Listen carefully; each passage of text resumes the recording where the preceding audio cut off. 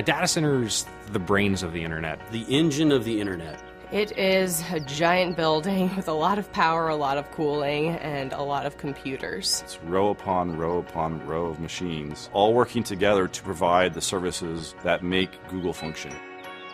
I love building and operating data centers. I'm Joe Cava, Vice President of Data Centers at Google. I'm responsible for managing the teams globally that design, build, and operate Google's data centers. We're also responsible for the environmental health and safety, sustainability, and carbon offsets for our data centers.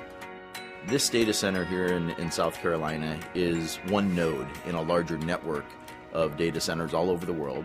Of all the employees at Google, a very, very small percentage of those employees are authorized to even enter a data center campus. The men and women that run these data centers and keep them up 24 hours a day, 7 days a week, they are incredibly passionate about what they're doing. In layman's terms, what do I do here?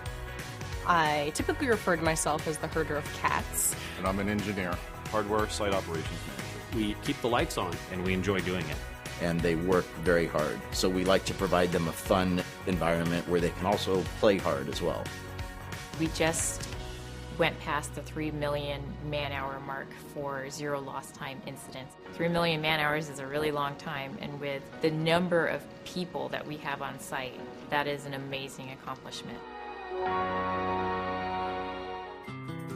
I think the Google data centers really can offer a level of security that almost no other company can match. We have a information security team that is truly second to none. You have the expression, they wrote the book on that. Well, there are many of our information security team members that have really written the books on best practices in information security. Protecting the security and the privacy of our users' information is our foremost design criteria. We use various layers of higher level security the closer into the center of the campus you get. So just to enter this campus, my badge had to be on a pre-authorized access list. Then to come into the building, that was another level of security. To get into the secure corridor, which leads to the data center, that's a higher level of security. And the data center and the networking rooms are the highest level of security. And the technologies we use are different. Like for instance, in our highest level areas, we even use underfloor intrusion detection via laser beams. So I'm going to demonstrate going into the secure corridor now. One, I have to be on the authorized list with my badge. And then two, I use a biometric iris scanner to verify that it truly is me. Okay, here we are on the data center floor. The first thing that I notice is that it's a little warm in here. It's about 80 degrees Fahrenheit. Google runs our data centers warmer than most because it helps with the efficiency. You'll notice that we have overhead power distribution.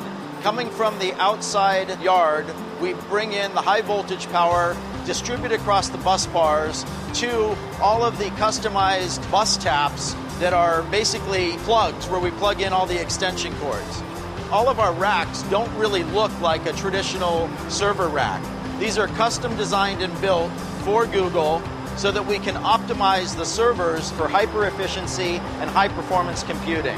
It's true that sometimes drives fail and we have to replace them to upgrade them because maybe they're just no longer efficient to run.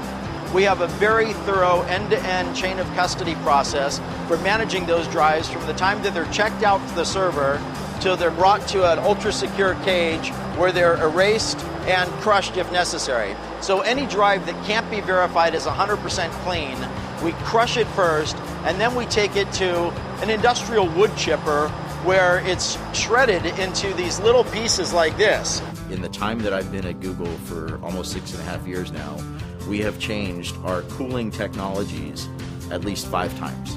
Most data centers have air conditioning units along the perimeter walls that force cold air under the floor that then raises up in front of the servers and cools the servers.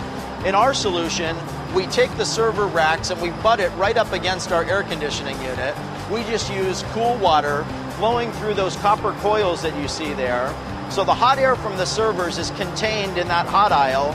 It raises up, passes across those coils, where the heat from the air transfers to the water in those coils, and then that warm water is then brought outside the data center to our cooling plant, where it is cooled down through our cooling towers and returned back to the data center, and that process just repeats over and over again.